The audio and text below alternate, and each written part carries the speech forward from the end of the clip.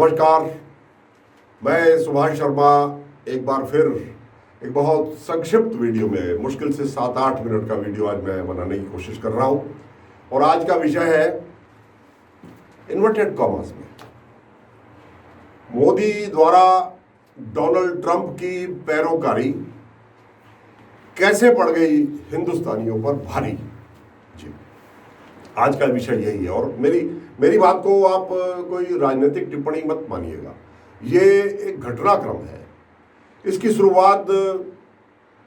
घटनाक्रम की शुरुआत वैसे तो 2019 में ही हो गई थी, मगर आज स्थिति ऐसी है कि आज हमारे योग्य विदेश मंत्री, मैं उनको एस जयशंकर, हमारे अच्छे अधिकारी हैं, बहुत अनुभवी है, अधिकारी ही थे वो, उनको मंत्री पद का उनको बाहर दे दिया गया। और पूरी जिंदगी उन्होंने डिप्लोमेसी, विदेश सेवाओं में ही बिताया। आज उस जैसे कुशल व्यक्ति को बार बार 1.5 महीने में, 1.25 महीने में 2 बार अमेरिका जाकर के बिना किसी परिणाम के अमेरिकन प्रशासन और अमेरिका की जो बाइडेन सरकार की खुशामतें करनी पड़ रही है। काय के लिए? वैक्सीन के लिए। वो वैक्सीन, वो एस्ट्राजेनेका वैक्सीन का निर्माता भारत देश, जिसकी कोविशील्ड आज भी दुनिया में डिमांड के हिसाब से नंबर 1 बनी हुई है, हिंदुस्तान में बन रही थी, मगर उसका निर्माता भी हमारे हाथ से निकल गया। और उसने अपनी स्पीड जो बढ़ाई है, उसमें बड़ा हिस्सा जो पुणे में आज दवाई वैक्सीन बनने की स्पीड है, एस्ट्राजेनेका कंपनी के Indian franchisee Serum Institute of India की, वो थोड़ा तेज तो की है, लेकिन उसका बड़ा हिस्सा दूसरे देशों को जाएगा। तो आज हम दर दर भटक रहे हैं हिंदुस्तान में इतनी बड़ी तादाद में सीरम इंस्टीट्यूट की कोविशील्ड बनने के बावजूद। दूसरी तरफ अमेरिका की हम खुशामतें कर रहे हैं। अमेरिका डिप्लोमेसी दिखा रहा है पूरी, और मुंह से तो बहुत मीठा है, लेकिन हमारी मदद नहीं कर रहा। खासतौर पर तब जब अमेरिका ने ये कहा कि 8 करोड़ वैक्सीन हम अभी दूसरे देशों को देने वाले हैं, जो बाइडेन ने ये अनाउंसमेंट किया, और उसमें हिंदुस्तान का नाम नहीं है कहीं भी। मजे की बात यह है, देखिए, तो उसमें हिंदुस्तान का नाम कैसे जुड़े, इसके लिए अब हमको दर दर भटकना पड़ रहा है। क्यों? आइए अब आपको मैं इसकी भूमिका दिखाता हूं, क्यों हमको आज दर दर भटकना पड़ रहा है। ये 2019 से ही हमारे प्रधानमंत्री जी से एक कूटनीतिक, राजनीतिक, रणनीतिक ये भूल हो गई। ये भूल है, इसको इतिहास भूल की तरह से ही हमेशा दर्ज करेगा। हमने सारे मापदंडों को छोड़ करके डोनाल्ड ट्रंप के लिए अमेरिका में, और उसके बाद पिछले वर्ष फरवरी 2020 में जब कोरोना पूरे विश्व में दस्तक दे चुका था, उस वक्त इतनी बड़ी इलेक्शन रैली डोनाल्ड ट्रंप के लिए करके अमेरिका के चुनाव में दखल दिया। देखिए जरा, तो दोनों को देखिए किस तरह से हमारे प्रधानमंत्री मोदी सारे कूटनीतिक मानदंडों को किनारे रखकर डोनाल्ड ट्रंप के लिए वोट मांग रहे हैं। The words of candidate Trump, अब की बार ट्रंप सरकार, अब की बार ट्रंप सरकार।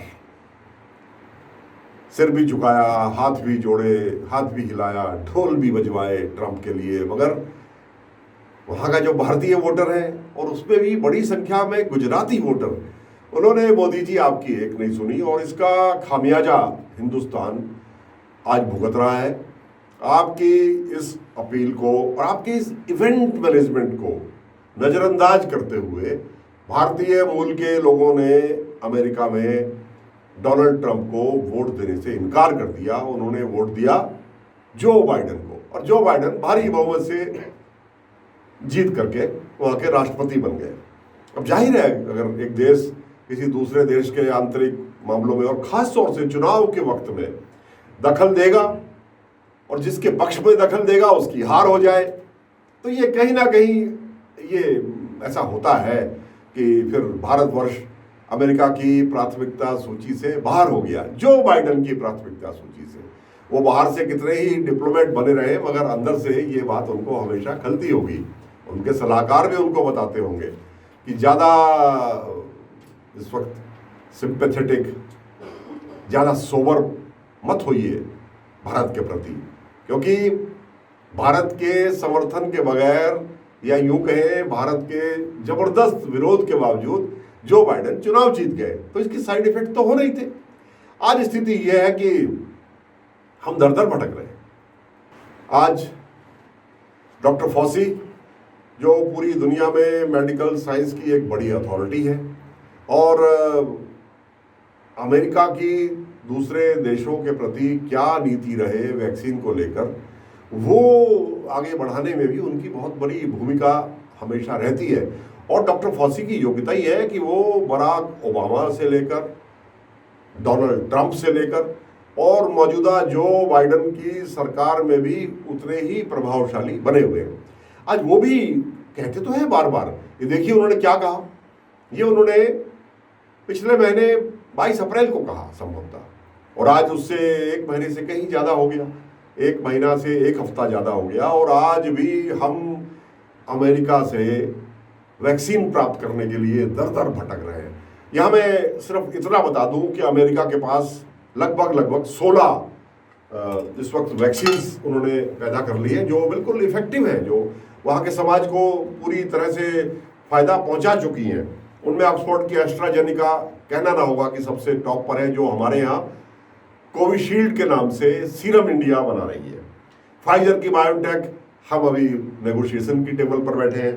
स्पुतनिक वी या 5 मुझे नहीं मालूम, मैं स्पष्ट कर दूं, स्पुतनिक बहुत प्रभावशाली होगी, मुझे इस पर कोई गुरेज नहीं है, और ना मेरी ये हैसियत है कि मैं उसकी प्रभावशाली होने पर कोई कमेंट करूं। ये रशियन वैक्सीन है, लेकिन ये -18 डिग्री पर ही सरवाइव करती है। वो कोल्ड चेन हम इंडिया में कैसे बनाएंगे, इस पर मुझे आज भी शक है। हम इस योग्य नहीं है कि -18 डिग्री की कोल्ड चेन मेंटेन करके स्पुतनिक को उसका लाभ आम जन तक पहुंचा सकें।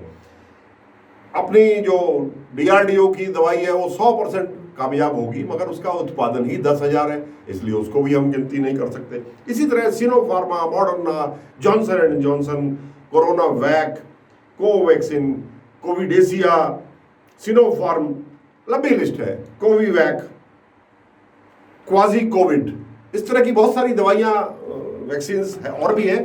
और इनमें कई सारी तो सिंगल डोज वैक्सीन है, जो एक बार इसका टीका लगता है कुल, और कामयाब है, परिणाम दिए उन्होंने 92 से 95, 97% तक परिणाम दिए। इससे ज्यादा जो आज एक नेजल एक वो आती है दवाई, ऐसे नाक पे लगा करके उसको अंदर खींच लीजिए दोनों नाक में, और आप कोई आपके आसपास कोई संक्रमण आ ही नहीं सकता, वो वाली नेजल दवाइयाँ भी है। तो इसलिए ये सब दवाइयाँ हमको अब तक मिल जानी चाहिए थी, मिलती तभी जब अमेरिका से दोस्ती होती। अमेरिका की प्राथमिकता में अब भारत नहीं है।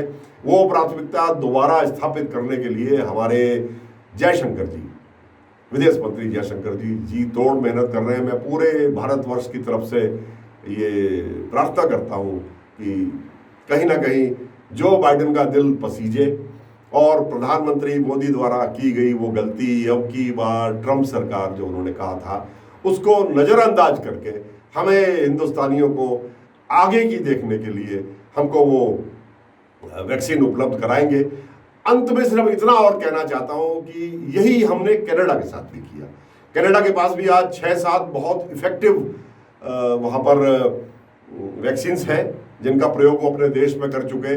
वहाँ के प्रधानमंत्री जस्टिन ट्रूडो ने जब हिंदुस्तान के किसान आंदोलन पर सवाल उठाए थे तो उसको डिप्लोमेटिकली हमको हैंडल करना चाहिए था। बजाय डिप्लोमेटिकली हैंडल करने के हमने भारतीय जनता पार्टी की वही घिसी पिटी संघ की अवैज्ञानिक शिक्षा वाले प्रवक्ताओं को झोंक दिया जस्टिन ट्रूडो के पीछे।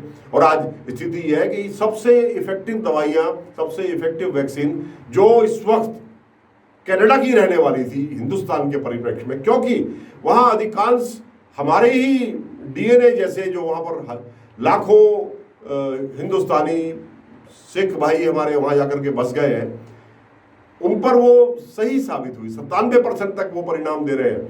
तो 6 वैक्सीन उनके पास भी है, मगर हमने उनसे भी अपना दोस्ती का रास्ता बंद कर लिया, क्योंकि हमें तो राजनीतिक श्रेय हर जगह लेने की आदत सी पड़ गई है। आज मैंने आपको ये बताया कि कैसे डोनाल्ड ट्रंप के साथ दोस्ती निभाते निभाते आज हम अमेरिका से कोई भी मदद पाने में असमर्थ हो गए हैं। मुझे उम्मीद है कि आने वाले समय में हमको कहीं ना कहीं एस जयशंकर जो हमारे विदेश मंत्री हैं, उनकी इस यात्रा का लाभ मिलेगा और बहुत जल्दी हम अमेरिका की आजमाई हुई जो वैक्सीन्स है उसका लाभ भी हिंदुस्तान में उठा सकेंगे। और आज जो इतनी बड़ी शॉर्टेज इंडिया में हो गई है वो कहीं ना कहीं हम दूर करने में भी कामयाब होंगे। मेरे साथ इतनी देर तक जुड़े रहने के लिए आपका बहुत बहुत आभार। नमस्कार।